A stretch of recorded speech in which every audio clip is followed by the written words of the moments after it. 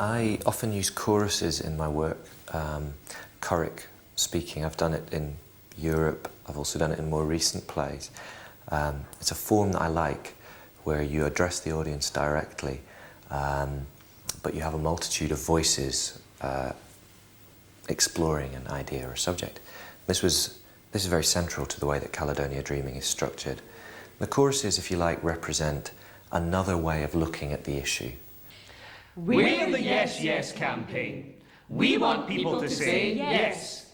The timpanist in the Royal Scottish National Orchestra, for example, he says yes. Yes, yes, yes, yes, yes. And when he says it, he thinks of mountains, walking up grey scree in the mist, stones rattling down the slopes behind you. For years we've had to say, No! No way! no way, Jose. Stop! Hold on! Don't do that. But not now. We're the Yes Yes campaign. We demand new questions. Questions whose answer is? Yes, yes. Just to hold that word in my mouth for once. Yes. I gave all the choruses in Caledonia Dreaming a title that was very politically associated with the moment. So there was one called Scottish Conservatives, and there was one called the West Lothian Question. But there's this one, the Yes Yes campaign, was because at that time that was the campaign for a double yes vote in a referendum. But in all of the courses, I think I played a little trick, which was that I approached it by taking a double meaning on the titles. So in my one, the West Lothian Question is, why is it always raining in Hart Hill? In this one, in the Yes Yes campaign, I took it as, imagine if there was a campaign which simply was about the words yes, yes. Why do we always say no? Why do we always do ourselves down? I'll tell you why. Because we're Scottish, and we believe that it's our destiny to fail. I find that attitude disgusting. I find that attitude repulsive. But it allowed me an opportunity to explore the relationship that Scots have, if you like, towards positivity. Dreams need symbols. They need flesh. This is a battle of good and evil. We have the flesh in the nightmare, now we need to put flesh in the dream. What about Billy Connolly? Billy Connolly, to put flesh in the dream. Billy Connolly makes me laugh. I prefer him with his beard and his big banana boots. No. Connolly's foolishness. He's a jester. The whole fart thing, the whole bum thing he does, that's what people expect of the Scots. Our dream has more dignity. I was trying to think, who is the Scot who kind of stands out above all others, who's alive at the moment?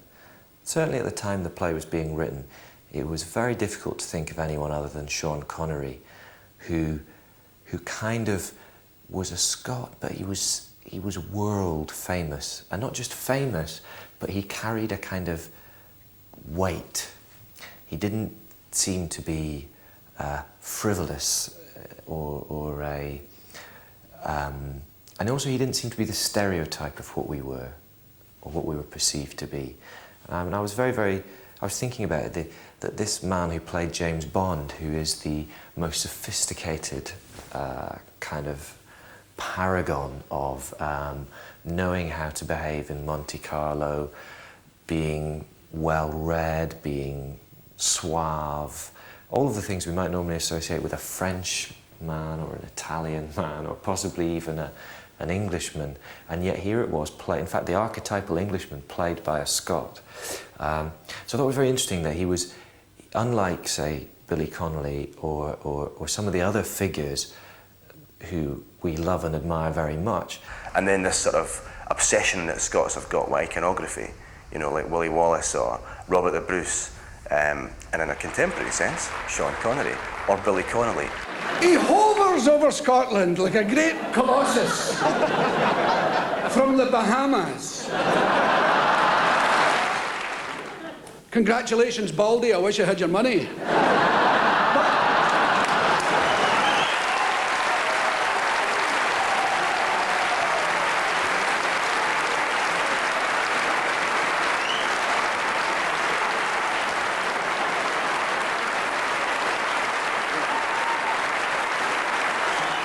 Thank you, Rory, especially Billy, too. I'll deal with you later. He was associated with not being the stereotype of a Scot, which is drunken or canny or funny or any of those things, which, you know, is often the way that Scots might be portrayed elsewhere.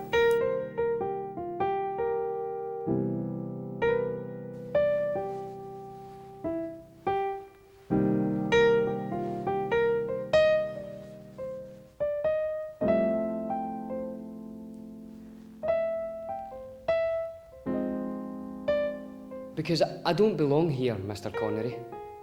Because I don't. I believe, do you believe this? That a person can be mistakenly born. Because, Sean, Tommy, I don't belong in ox gangs. I belong in Rio. I belong in Monte Carlo. I have a ski lodge in San Moritz and I own my own dinner suit. When women come to visit me, I try to feel easy with them. I have no fear of that. Just like you. Just exactly like you. Other people would be scared of your kind of life. But I know what you do when a servant brings you a tray of drinks. I know you acknowledge them with your eyes. You say thank you. You take the drink by the stem of the glass. And you continue small talk. That kind of life is like water to me, Tommy. And I'm a fish. I know how to mix a margarita, and I've studied wine, and I've read Tolstoy, and even most of Shakespeare's plays, do you see? I hold myself together, even in my present situation, Sean. Tommy, which is not easy. When the people around me spit and swear, and they talk about stupid things, and they let their mouths hang open like they're half asleep. So what I'm asking, Mr. Connery, is, would you have a position for me? Perhaps as a personal assistant? Or an apprentice of some type? I think I would be good. Then I could get into your helicopter, Tommy, on the roof of somewhere tall. And I'd disappear from my old life. And I'd have saved myself from this mistake situation that's happened to me. Of course, the odd thing is that since the play was on, Sean Connery got more and more involved in politics in a way that he hadn't actually when I was beginning with the ideas.